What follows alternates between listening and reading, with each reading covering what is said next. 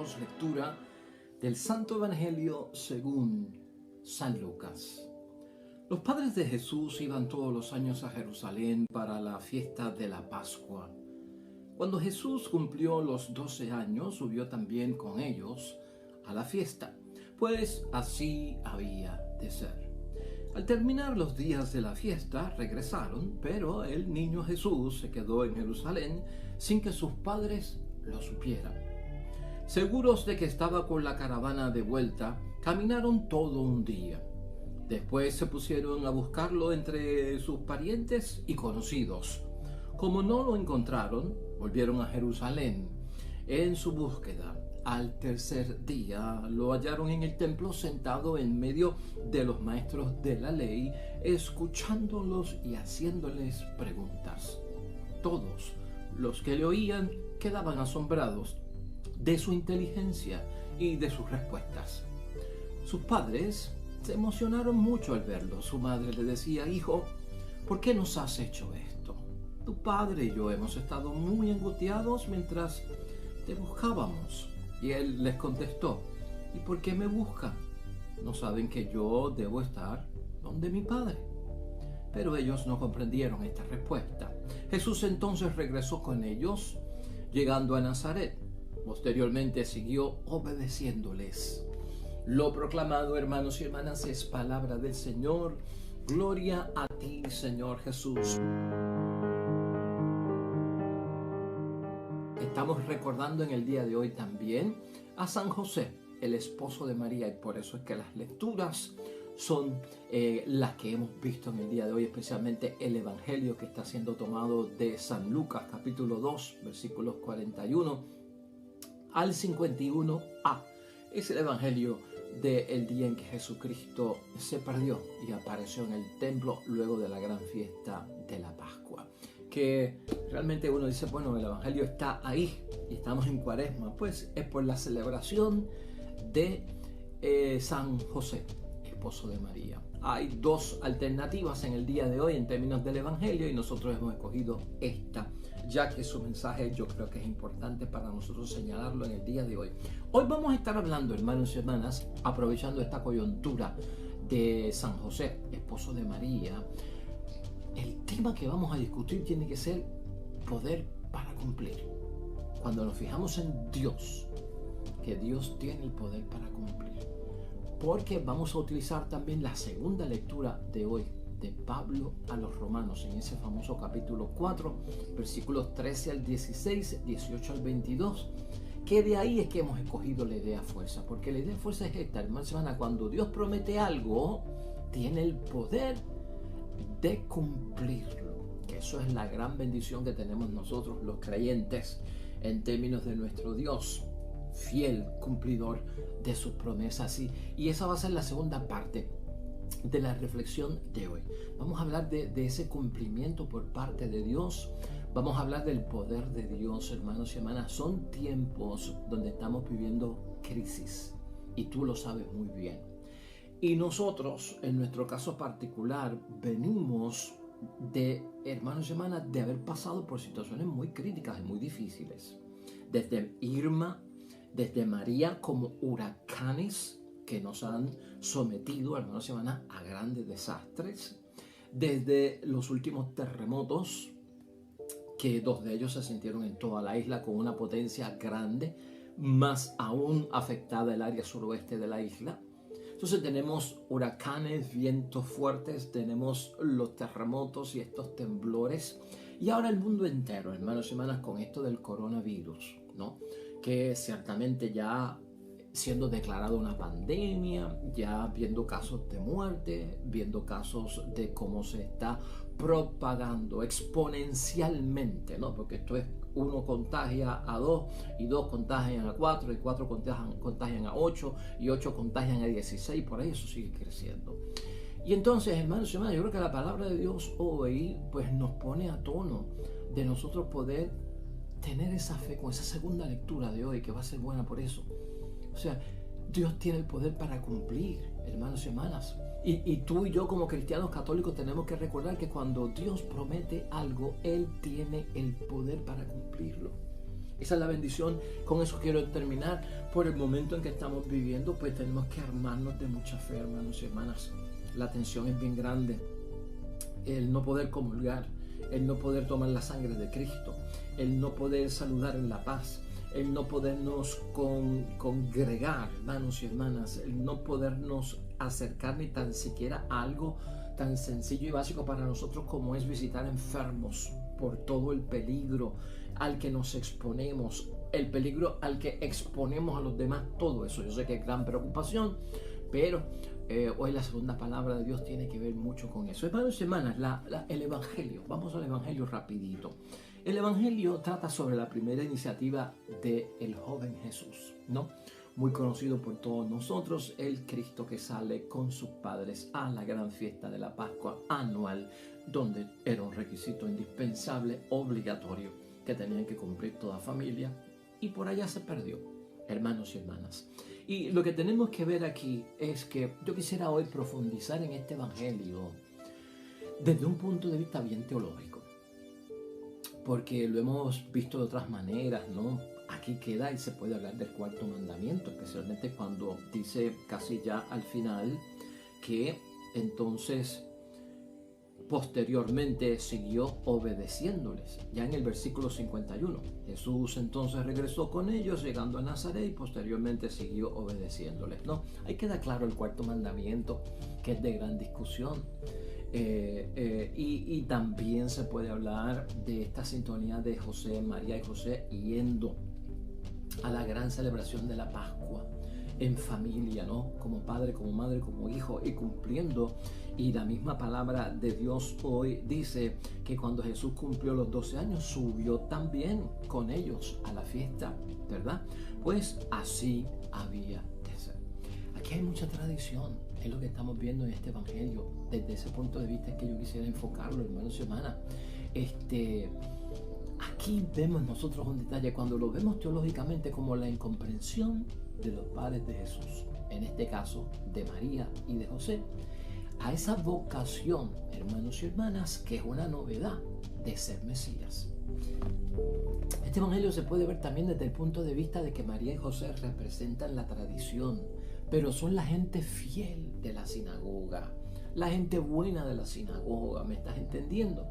O sea, José y María como que quieren limitar a Cristo de buena manera, ¿verdad? Lo estamos diciendo, porque son estos padres, hermanos y hermanas, que están totalmente dados a las cosas de Dios. Entonces, en ellos, hermanos y hermanas, en los padres de Jesús, de José y María, queda sembrada un tipo de incomprensión que representa a todo el pueblo que no quiere la novedad de Cristo Jesús, el Señor como Mesías, sino que lo que está buscando es que lo que busca es sostener la tradición, aunque sea deshumanizadora, ¿no? Y ahí es que nosotros vemos este choque.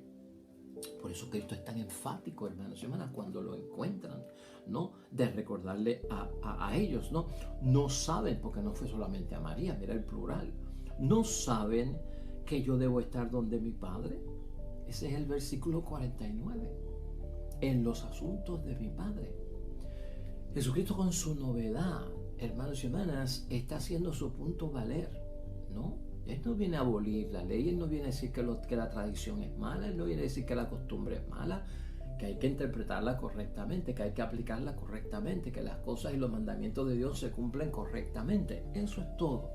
Pero entonces aquí el evangelista, hermanos y hermanas, Lucas aprovecha para representar básicamente, hermanos y hermanas, esa incomprensión. Hoy podemos pensar en incomprensión. Cuaresma nos lleva a pensar en incomprensión. A veces a nosotros los católicos nos incomprenden, no entienden por qué hicimos lo que hicimos el miércoles de ceniza y no pusimos la ceniza.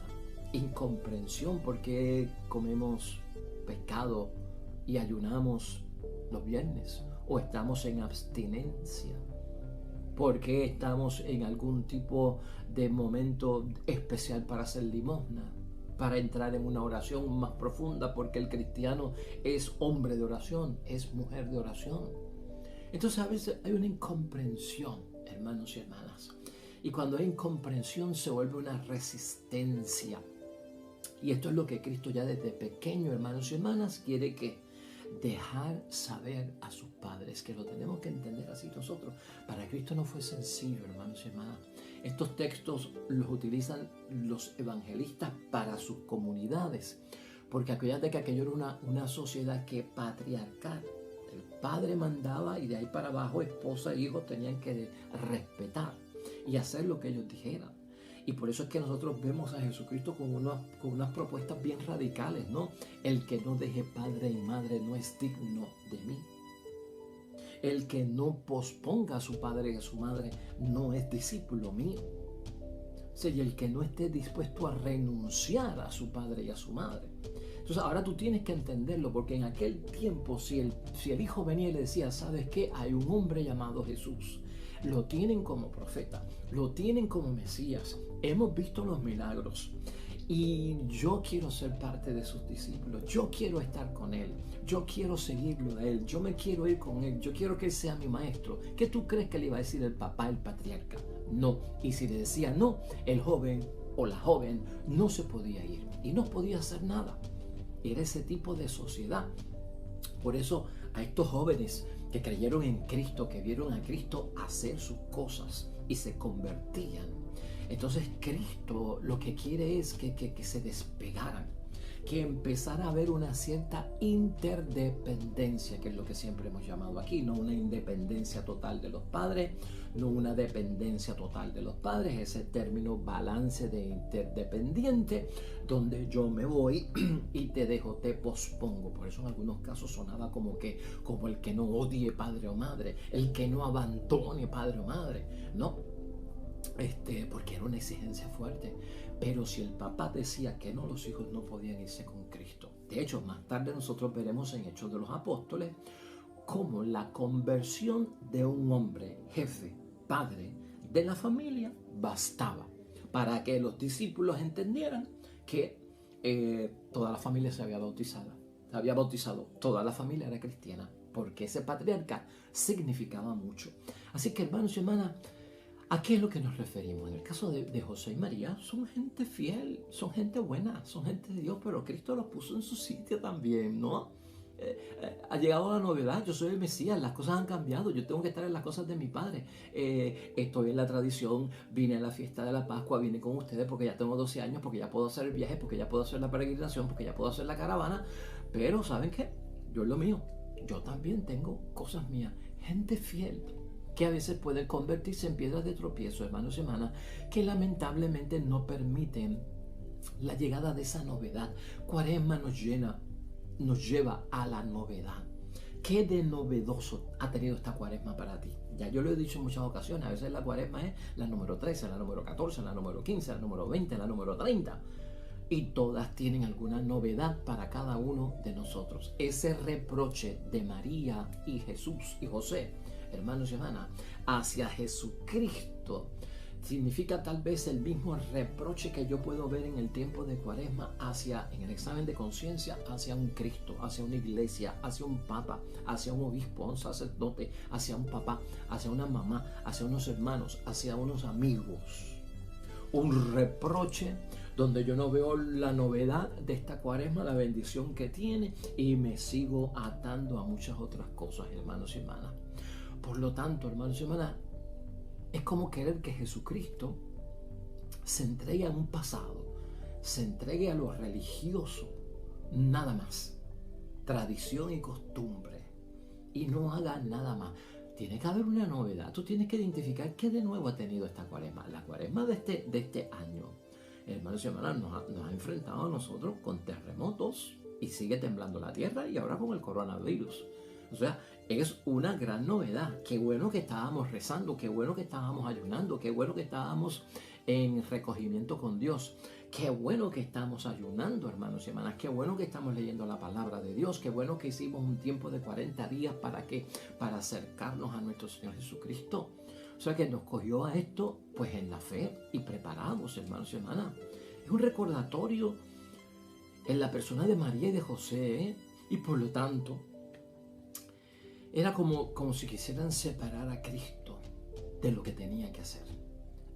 Nosotros no podemos separar a Cristo de lo que viene a hacer, de lo que tiene que hacer, de lo que debe de hacer, de lo que tiene que cumplir, de lo que nos tiene que decir. Nosotros no podemos cambiarle la mente a Jesús. Nosotros no podemos cambiarle el plan a Jesús. Nosotros no podemos cambiarle la voluntad a Jesús. ¿Me estás entendiendo? Y yo quiero aprovechar este momento para pensar en eso. Si bien es claro que podemos señalar a San José como esposo fiel de María, que no la repudió en público, que se quedó como un padre ahí, hermanos y hermanas, solícito, como un padre entregado, adoptivo, que entendió de acuerdo a las veces que se le apareció el ángel que realmente yo tengo parte en esto, que esto no es solamente de yo pues ponerle un nombre al niño, y que María lo dio a luz, y que el revolú que se ha formado aquí de que ella iba a dar a luz por obra y gracia del Espíritu Santo es entre María y Dios, y yo no tengo que ver nada con eso. Pues José se puso en su sitio, y es cierto, hermanos y hermanas. Por lo tanto, aquí cuando María le dice a Jesús, tu padre y yo, esa frase, hermanos y hermanas, es bien importante, porque esa frase lo que está diciendo es que José, María reconoce que cumple su papel y su rol de padrastro o de padre en aquel tiempo, ¿no? Un rol fundamental que estaba incluido en los planes de Dios para San José, precisamente en la relación de educar al niño Jesús y educarlo conforme a la ley de aquel tiempo. Eso todo es importante. Un santo como San José, que lo recordamos como el santo que más duerme, las veces en que San José, hermanos y hermanas, es interpelado por la providencia divina, está dormido. Y es en sueños que los ángeles le revelan lo que tiene y lo que debe hacer en el nombre de Dios, conforme a la voluntad de Dios. No hay casi nada que diga San José en la palabra de Dios, sino nada, que no hay nada de parte de él que nos pueda decir, pues esto lo dijo San José. Pero en esa sintonía, sin dejarlo a él aparte, es lo que queremos señalar. Hay más sobre esto, hermanos y hermanas, ya terminando con el Evangelio, en ese sentido, que no quisiera dejar atrás. Y escucha esto, porque esto es importante leerlo para entenderlo. Durante los años que vivió en Nazaret Jesús, fue descubriendo su vida. Y durante el tiempo en que uno se mete en la cuaresma, uno debe ir de qué, hermanos y hermanas, descubriendo la vida de uno en relación a Dios. Como cualquier otro niño, Jesucristo lo hizo en su tiempo, o como cualquier joven de su edad. No recibió educación especial. No manifestó dotes extraordinarias. Fuera del juicio, sin fallas, que mide y aprecia todo según el criterio de Dios. José, en el caso de él, hermanos y hermanas, le transmite la fe de Israel, que es el pueblo, y la comunidad de Nazaret. Por muy insignificante que fuera, hace de él un judío observante. En eso es que estaba José metido, en que su hijo fuera un judío que observaba, guardaba, cumplía la ley de Dios, sometido precisamente a eso. Pero ¿cuál fue la experiencia profunda de Jesús? Como también preguntarnos a nosotros en Cuaresma, ¿cuál es la experiencia profunda de nosotros en la Cuaresma? En esa visita de Cristo al templo, en esa visita con los doctores del templo, en su hacer preguntas, en su escuchar detenidamente. En Cuaresma también hay esa novedad para nosotros, la hemos identificado. ¿Cómo se fue situando el Hijo de Dios en el mundo, hermanos y hermanas, de los seres humanos, a medida que lo descubría? Porque eso es lo que tenemos que ver nosotros. Según tú vas descubriendo lo que está alrededor, es que te vas ubicando en lo que tienes. Según yo me voy descubriendo en la Cuaresma con mi examen de conciencia, me voy ubicando en el mundo de la fe, en el mundo de la adoración, en el mundo de los creyentes, en el mundo de los que aman y creen en Dios. Y ya nos damos cuenta que a los 12 años Jesucristo como adolescente está sometido precisamente a eso mismo que está guardando. Entre otros, ir a esa peregrinación a Jerusalén. Eso tenía que hacerlo Jesucristo nuestro Señor y no pensar en nada más. Sentados bajo las galerías del templo, los maestros de la ley enseñaban a los grupos, a los que eran peregrinos, y dialogaban con ellos. Allí estaba Jesús, un niño de 12 años. Fue en esa ocasión cuando Jesús por primera vez, hermanos y hermanas, desconcierta a su familia. Porque a veces para estar en las cosas de Dios y que tengan validez y dejar hecho el punto, hay que desconcertar, hermanos y hermanas. Y en este caso Cristo lo hace con su familia. Ese reproche, volvemos, ¿por qué Jesús nos has hecho esto? Significativo. El Evangelio hace resaltar esta incomprensión de María. El reproche de María a Jesús. Un reproche también de Jesús a sus padres, por el otro lado. Luego pone de relieve la conciencia que tenía Jesús de su relación privilegiada con el Padre. No saben que yo tengo que estar en las cosas de mi Padre. Eso es lo que pone y sitúa a Jesucristo. Yo conozco dónde tengo que estar. Increíble, hermanos, aunque parezca fuerte. Y es fuerte, hermanos y hermanas, es bien fuerte. Jesús vivió las etapas del desarrollo psicológico y a su modo las dominó.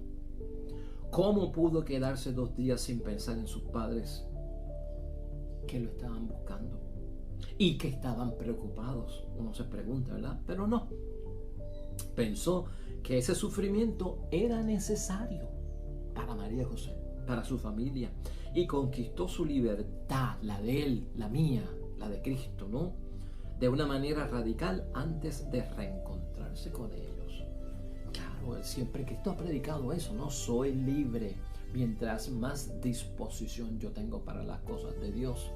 Soy libre, por eso Cristo siempre estaba con, tienes que dejar de hacer esto, tienes que dejar de hacer aquello, tienes que someterte a aquello, tienes que someterte a lo otro, que viene de Dios. Si estás dispuesto a hacerlo, es que tienes una gran disposición, menos ataduras tiene, menos esclavitudes tiene. El que sirve al Señor es libre, y así es Cristo. Es libre incluso de el poder que puede tener de imposición en contra de la voluntad de Dios, de los propios padres de uno. En vez de hablar del niño perdido, hermanos y hermanas, recuerda este comentario, sería más exacto decir que el joven Jesús se descubrió a sí mismo. Gloria a Dios.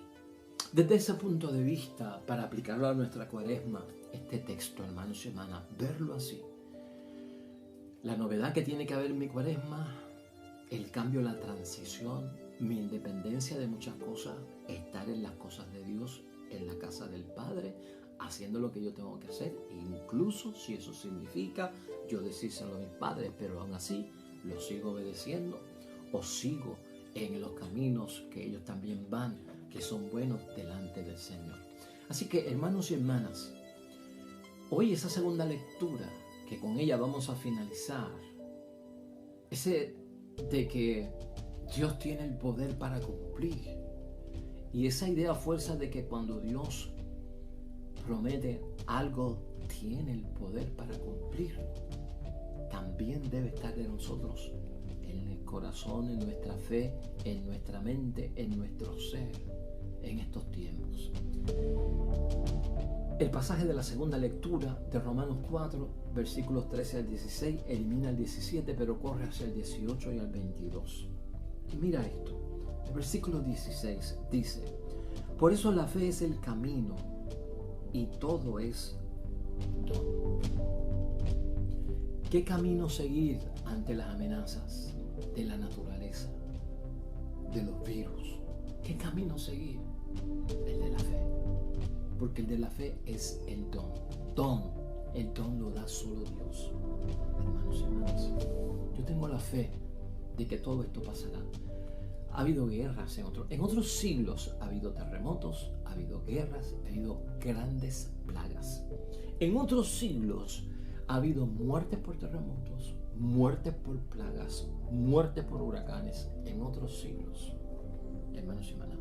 Y tal vez aquella gente en su momento dijo, es el fin del mundo, llega Cristo, aquí es, se cumplió la palabra de Dios. Y todavía estamos aquí, estamos en otro siglo. Así que toda generación como que experimenta los signos de los tiempos. No, acuérdate que no es el fin del mundo de lo que habla Cristo, es el fin de la historia de la humanidad, para ser más exactos. Tengamos eso en mente con esta segunda lectura. Por eso la fe es el camino y todo es don. Y luego el versículo 18, porque esto es en referencia a Abraham. ¿Y quién es Abraham? El padre de la fe. Y dice Pablo, Abraham creyó. Hermano y hermana, cree en el nombre de Dios. Cree. Abraham creyó y esperó contra toda esperanza. Cree contra toda esperanza. ¿Qué mensaje, no? Positivo, imperativo, esperanzador. Es de manifestación de creencia, hermanos y hermanas. Abraham creyó y esperó contra toda esperanza. Y luego dice el versículo 19, no vaciló en su fe, olvidando que su cuerpo ya no podía dar vida. No vaciló en su fe. Aquí el vacilar yo siempre lo he comparado con la palabra de Cristo, ¿no? Es como esa hoja, ¿verdad?, que la mueve el viento de lado a lado con el vaivén. Y en un momento está aquí, en un momento está acá, en un momento tiene fe, en un momento no tiene fe, en un momento cree, en un momento no cree, en un momento ora, en otro momento no ora. Pábilo vacilante, ¿no? La caña sacudida, cascada. No podemos ser vacilantes, y eso es lo que desespera en muchos momentos. Versículo 19 es muy importante. No vaciló en su fe Abraham, y por eso consiguió lo que tenía que conseguir, y también nosotros. Y luego el versículo 20, el final, no dudó de la promesa de Dios ni dejó de creer. Por el contrario, su fe le dio fuerzas y dio gloria a Dios, plenamente convencido de que cuando Dios promete algo, tiene poder para cumplirlo. Oh, hermano y hermana, lee esto en tu casa con tu familia. Lee esa palabra poderosa de San Pablo a los romanos. Hermanos y hermanas, sea bendito y alabado el nombre de Dios. Pues, hermanos y hermanas, un jueves un poquito cargado de reflexión. Con el Evangelio hicimos una. Con la segunda lectura yo creí primordial y necesario y justo hacerlo para motivarnos en la fe en los tiempos de crisis. Pues, hermanos y hermanas, tengamos fe. Dios está con nosotros. Dile a Dios lo que le dijo Moisés en un momento. ¿Tú te acuerdas? Búscate ese texto bíblico que te lo voy a poner en pantalla. Léelo también. Si no vas conmigo, yo no voy. Gloria a Dios. Eso fue lo que le dijo Moisés a Dios. Me mandas a sacar al pueblo de Egipto. Si no vas conmigo, yo no voy. Y Dios le puso el ángel. Gloria a Dios. Así tenemos que ser nosotros. Hoy nos vamos en meditación, hermanos y hermanas, con el Salmo 88. Hermanos y hermanas, en reflexión delante de Dios. Oremos al Señor.